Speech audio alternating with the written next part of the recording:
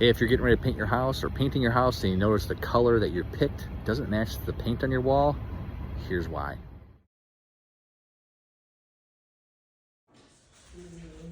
Hey everyone, Dave Cook, the Franco Painting and Wallpaper. I'm here with Chadwick, and we are in Barrington, where we are painting a bedroom, a kitchen, and then later on a porch.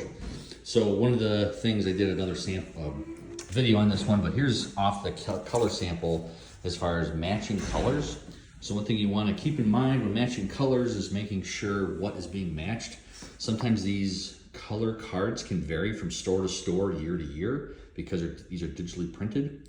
So you want to make sure if you're getting these samples, we see it more with Benjamin Moore colors than I do other ones. So with Benjamin Moore colors, we always have them match the card that they have because they can be different.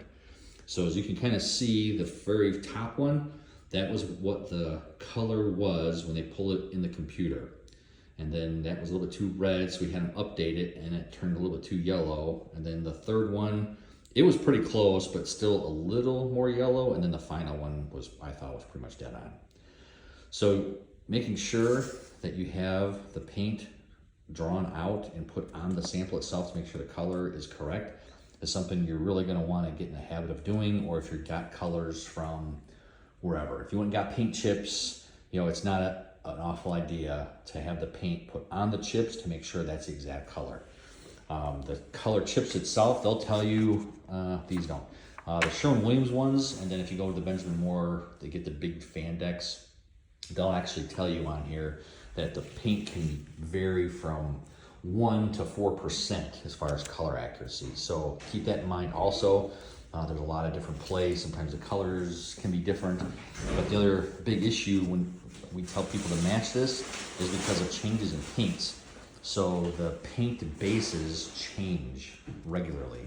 They may update a base, what they're using for a base color. They may update the tints that they're using. So every time they update that, it changes what your final color looks like. So again, having the paint chips that you want, if you just like that color, there's not a ton, like that top one and that bottom one, there's a difference, but there's not a ton of difference. Most people would never even think or care.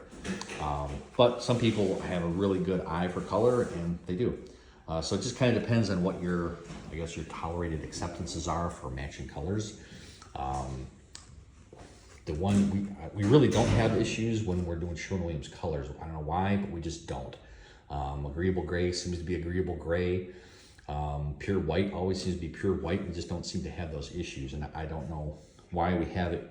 Benjamin Moore colors and not Sherwin colors. You'd think some of that stuff would change, but that's where we're at. So when you're getting colors, just to recap, have the paint chip, put the paint on there to make sure your final sample, like this one is actually your wall color, and you're not getting the top one, which is off a little bit. Last thing you want to do is have to repaint your house because the colors are wrong. I've got questions on painting, paint matching, what paints to use for what surfaces. Give us a call and let us know. DeFranco Painting and Wallpaper, we're here to help you love the space you're in.